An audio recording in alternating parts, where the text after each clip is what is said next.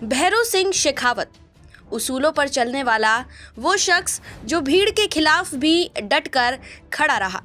मैं दोस्त बनाता हूँ, दुश्मन नहीं। यह केवल एक वाक्य नहीं था, बल्कि एक राजनीतिक दर्शन था, और इस दर्शन को जीने वाले नेता थे भैरों सिंह। राजस्थान की राजनीति के वो कद्दावर नेता जिनकी उपस्थिति ही इस बात की गारंटी मानी जाती थी कि सिद्धांतों से समझौता नहीं होगा।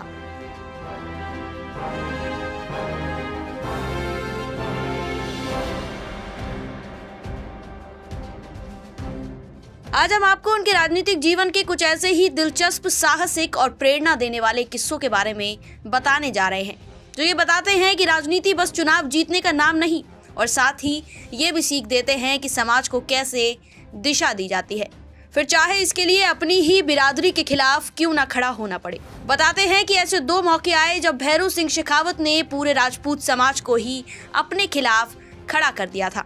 सब उनके खिलाफ थे, लेकिन फिर भी वो अपने फैसलों से मुकरे नहीं। उस वक्त उन्होंने वोट बैंक की चिंता नहीं की, उन्होंने चिंता की उस कुरीति की जो समाज को खोखला कर रही थी। वहीं एक किस्सा प्रधानमंत्री मोदी से जुड़ा हुआ है, जो उनके पर्सनल लाइफ की हल्की सी झलक देता है। सबसे पहले बात करेंगे उन दो किस्सों की जिसका संबंध भैरों सिंह शेखावत और राजपूत समाज से है। उस दौर में भैरों सिंह शेखावत जनसंघ के नेता थे और तब जागीर प्रथा का मुद्दा एक बड़ी समस्या बनकर सामने खड़ा था। राजपूत समाज तो जागीर प्रथा के समर्थन में था, पर भैरों सिंह ने इस प्रथा के खिलाफ अपनी आवाज उठाई और इस तरह वो जागीर प्रथा के सबसे मुखर विरोधी बनकर उभरे।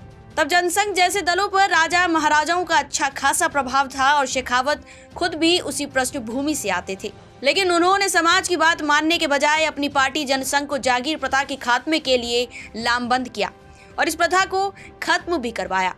इससे ये साबित तो हो जाता है कि भैरों सिंह शेखावत ऐसे नेता थे जो भीड़ के कहने से नहीं चलते थे, बल्कि भीड़ उनके कहने पर चला करती थी। इसी तरह भैरों सिंह शेखावत के राजनीतिक जीवन में एक और मौका आया जब उन्हें राजपूत समाज का गुस्सा झेलना पड़ा, पर तब भी वो झुके नहीं। यह किस्सा है रूप कंवर सती कांड से जुड़ा। जब ये कांड सामने आया तो राजस्थान की राजनीति में हड़कंप मच गया। राजस्थान के सीकर जिले में पति की चिता के साथ जली रूप कंवर की मौत को देश का आखिरी सती कांड भले ही माना जाता हो, लेकिन इसने राजस्थान को शर्मसार कर दिया था। इस पर भैरों सिंह शेखावत भी उसी समाज से आते थे जो इस प्रथा को चलाने में अपना योगदान दे रही थी। पूरा राजपूत समाज सती प्रथा की हिमायत में खड़ा हो गया था। हजारों राजपूत तलवार भांजते हुए जयपुर की सड़कों पर सती की जय जयकार करते निकले। उस समय के राजनीतिक नेताओं में से किसी में भी इतना दम नहीं था कि वो अपनी ही बिरादरी के सामने खड़े हो जाएं। पर भैरों सिंह ने समाज की इस नाराजगी की भी परवाह नहीं की और कह डाला कि हाँ, सती प्रथा अनुचित है। इस पर राजपूत समाज का एक बड़ा हिस्सा उनके विरोध में खड़ा हुआ, लेकिन यह विरोध भैरों सिंह को विचलित नहीं कर सका। शेखावत डटकर अपनी बात पर अड़े रहे। तभी जोधपुर में भारतीय जनता पार्टी की राष्ट्रीय कार्यकारिणी की बैठक थी। स्थिति तनावपूर्ण थी और भाजपा ने इसी समय जोधपुर में एक आम सभा का आयोजन किया था। सलाह दी गई कि जनसभा न की जाए, नहीं तो राजपूत युवक शेखावत का विरोध कर सभा खराब कर देंगे। मगर शेखावत इसके लिए तैयार नहीं हुए। शेखावत बोलने के लिए खड़े हुए तो एक समूह गड़बड़ के लिए उठा, मगर शेखावत ने उन्हें अपने वचनों और साहस से शांत कर दिया। अब भैरों सिंह शेखावत और प्रधानमंत्री नरेंद्र मोदी से जुड़े उस हल्के फुल्के किस्से की बात करते हैं। यह किस्सा भैरों सिंह शेखावत, प्रधानमंत्री नरेंद्र मोदी और पूर्व प्रधानमंत्री चंद्रशेखर से जुड़ा है, जो उनके मस्त मौला मिजाज के बारे में बताता है। इसके बारे में खुद प्रधानमंत्री मोदी ने शेयर किया था जब वो पूर्व प्रधानमंत्री चंद्रशेखर पर लिखी पुस्तक के विमोचन कार्यक्रम में शामिल हुए थे। उस वक्त प्रधानमंत्री मोदी कहते हैं कि जब वे दोनों पार्टी के काम से दौरे पर जा रहे थे और दिल्ली एयरपोर्ट पर मौजूद थे, इसी दौरान पूर्व प्रधानमंत्री चंद्रशेखर भी एयरपोर्ट पर पहुंचे।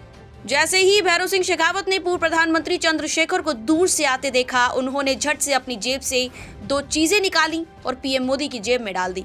उस वक्त पीएम मोदी समझ नहीं पाए कि यह सब हुआ क्या, पर जब चंद्रशेखर करीब आए और उन्होंने आते ही भैरों सिंह शेखावत की जेब चेक की तो पीएम मोदी को ये समझ में आया कि भैरों सिंह शेखावत अपनी जेब में रखे पान मसाला और तंबाकू को चंद्रशेखर के डर से छिपा रहे थे। दरअसल चंद्रशेखर तंबाकू पसंद नहीं करते थे और भैरों सिंह ने इसी डर और सम्मान के चलते यह सब किया। यह किस्सा बताता है कि इतने बड़े नेता होने के बावजूद उनके अंदर एक सहज, मस्त मौला और विनम्र इंसान भी था। और आज जब राजनीति अक्सर ध्रुवीकरण और फायदे के इर्द गिर्द घूमती नजर आती है, तब शेखावत जैसे नेताओं की याद और भी प्रासंगिक हो जाती है। आपको भैरव सिंह शेखावत से जुड़ी ये जानकारी कैसी लगी, हमें कमेंट सेक्शन में जरूर बताएं। मैं हूं आपके साथ श्वेता चौहान और आप देख रहे थे पॉलिटिकल पंचायत।